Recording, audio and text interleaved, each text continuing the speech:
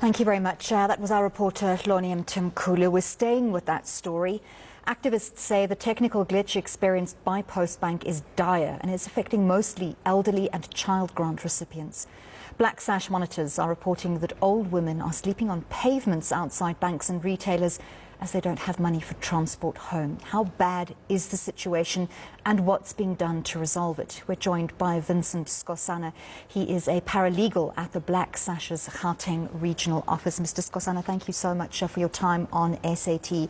Tell us about some of the tragic circumstances that you're aware of that have resulted from this payment glitch.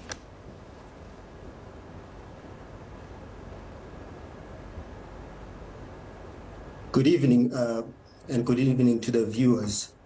It is one of the shocking months, and it doesn't start now.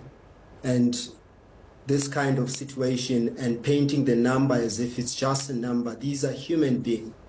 Whether it's 450,000 or not, that's a disaster. So currently the situation, it's really painful when you look at around the areas where we've monitored. People risking life, hoping that maybe next day things will be resolved. And this is still continuing. There are people who have even now having to borrow money just to reach the pay sites and going multiple times. It makes now them to risk their life and also borrow money from people who may not even be so patient enough. And this is not acceptable.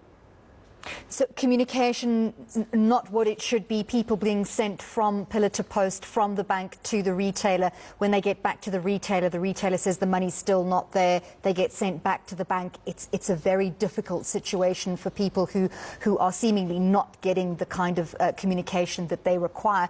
You're saying government is ultimately accountable.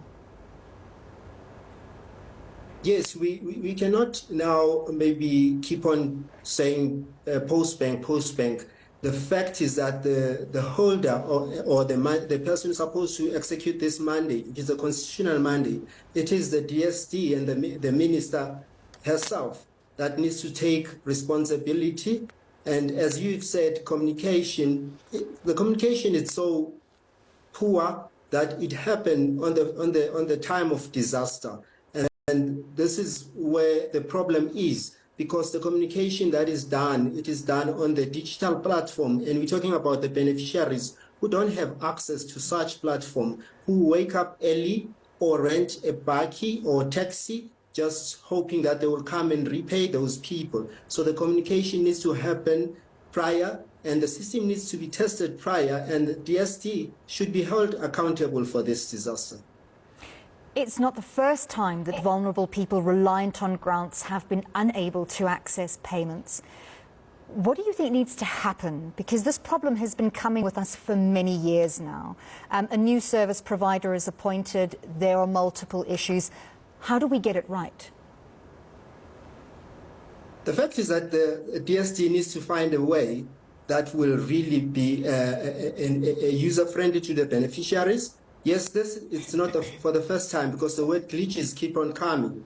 And we have seen it even last year, November 2022. This situation happened, but nobody is taking full responsibility to say, how can we remedy this? So the way forward is to make sure that DST iron out the issues and make sure that whoever takes the administration of social grant or the payment needs to be aware of what needs to happen and needs to know how the beneficiary needs to be treated in a dignified way. We've been calling this for a longer period. We know that it has been said that the agency, which is SASSA, cannot take full responsibility because of it is not doesn't have a banking license and it doesn't operate in that manner. So the only solution is to bring someone who understands the constitutional mandate that the grant in full, grant be paid at the right time. It's a way to go. And DST needs to come and stretch wherever they are to see how can this be made possible and user-friendly to the elder people, disabled, including the children. So what about redress for people who have had to bear the brunt of this for the past week? As you were saying, people have gone hungry, they have incurred debts, loans that they've taken out to try and make it through the week. Some of them still don't have access to that grant fund. Do you think there should be a push for some kind of redress for those people? Because, you know, whether the system is fixed long-term down the road, that's not going to help the people who've taken out loans. And you know, one can only assume that those are not interest-free loans. Yeah, you've got it correct. There is a need to for beneficiary to have a redress in this. Even if it's now SASSA opening their office and making sure that there is some kind of outreach, reaching out to those people.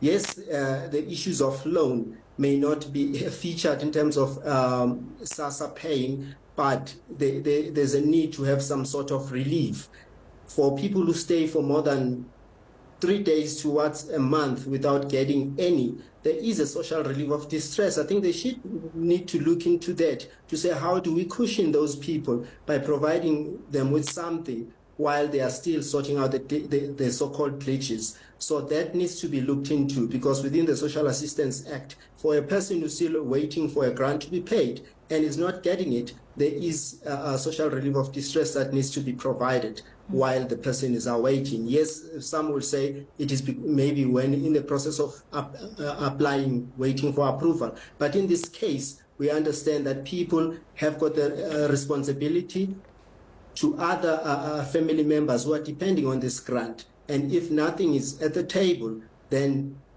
this is inhumane. Then something needs to be done by DST to reach out to those people, especially people like elders and the disabled who have walked this journey. Part of activism, and a very big part of activism, is applying pressure when and where it's needed.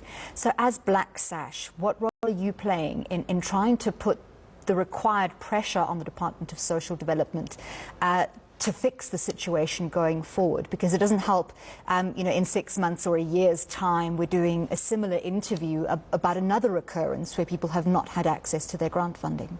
And the role that you play is so important. Yes, what we believe in is the process that we are engaging with, meeting with all the stakeholders that are responsible in terms of making sure that this payment system is at the right place. So without rushing into a platform such as court, we are looking forward to engage with the minister and the CEO of SASSA and other stakeholders, and the role player now who's taking the responsibility, which is the Post Bank, to find a way that could preempt this and alert people on time before the system maybe is administered, like before the payments are done. There is a need maybe to pilot, to test it before payday to see if it is going to cope. So that's what we are engaging on now, to have this kind of recourse platform where we look at solution. Yes, some have bear the fruit, some have not, as we are seeing now, but we still continue to see what other avenue can we do internally with DST and with the minister and the CEO of SASSA and Post Bank to say, okay, let us agree what is it that can be fixed prior to the payment date, because we don't want to rush to other avenues of litigation, which may be a costly exercise and a lengthy one. Absolutely. Thank you so much for speaking to us. That was Vincent Skosana from the Black Sash's Gauteng Regional Office. Still to come on SA Tonight, the SABC continues to fight for rights.